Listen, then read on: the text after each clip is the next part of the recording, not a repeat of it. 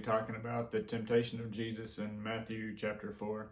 This is my favorite account of it in the Gospels. The other ones just kind of they just kind of tell what happens, and there's not really any extra details about it. So this is Matthew chapter 4, verse 1 through 11. And it says, Then Jesus was led by the Spirit into the wilderness to be tempted by the devil. After he had fasted 40 days and 40 nights, he was hungry. Then the tempter approached him and said, If you are the Son of God, tell these stones to become bread. But he answered, It is written, Man must not live on bread alone, but on every word that comes from the mouth of God. Then the devil took him to the holy city, had him stand on the pinnacle of the temple, and said to him, If you are the Son of God, throw yourself down, for it is written, He will give his angels orders concerning you, and they will support you, and will support you with their hands, so that you will not strike your foot against a stone. Jesus told him, It is also written, Do not test the Lord your God. Again the devil took him to a very high mountain and showed him all the kingdoms of the world and their splendor. And he said to him, I will give you all these things if you will fall down and worship me. Then Jesus told him, Go away, Satan, for it is written, Worship the Lord your God and serve him only. Then the devil left him, and immediately angels came and began to serve him. That verse 11's part that I like the most. Well, I say the most. It's left out of the other accounts. It just says that the devil left Jesus, but it doesn't say that the angels came. And I believe that's important. But I'll get to that part in a minute.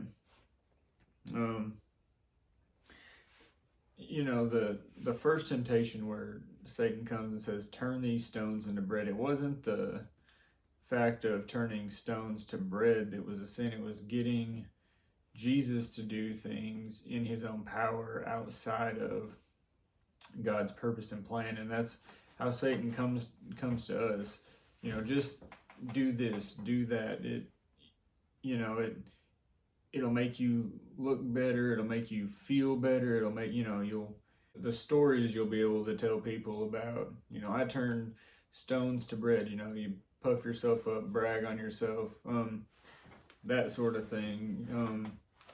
He often comes to us with something that seems good but isn't God's purpose and plan for our lives, and we must be discerning in that to see what that is.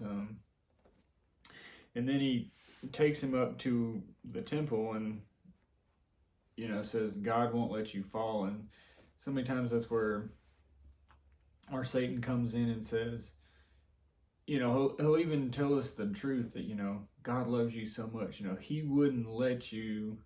He'll tell you the truth about God loving you, but then he'll throw in a little lie there that God will never let you. Something bad. It'll always work for you. It doesn't matter what you do. God will come to your rescue, and that's not the case. When you do things outside the will of God and the purpose and the plans that God has for your life, it can eventually, not always, but can eventually, turn out for good. But it's not in His will and accordance, and it won't be just immediately. But Satan comes to us and says, he can't let you fail. You're so important. He'll make it work out, and we get in our own pride and arrogance and thinking God owes us something and that He has to come through for us and do something.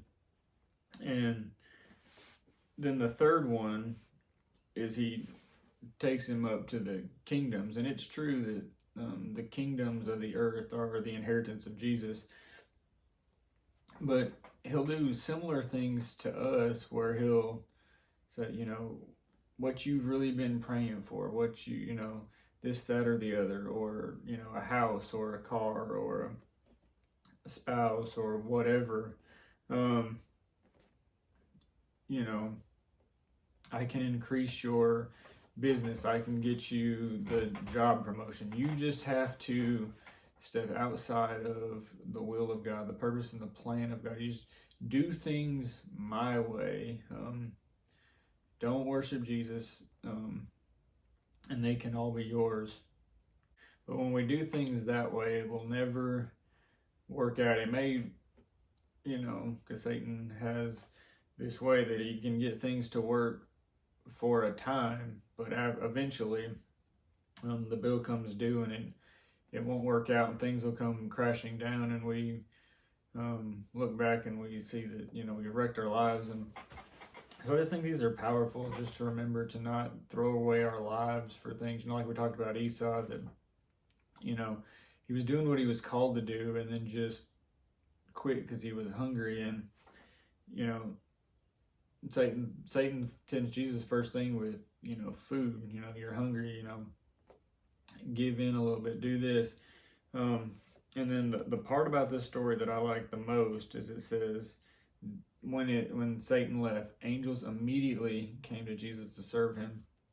And I just believe that's powerful, that after a time, after you've stood your ground, you stayed strong, you stay in the will of God, that God will rescue you, and that it will be.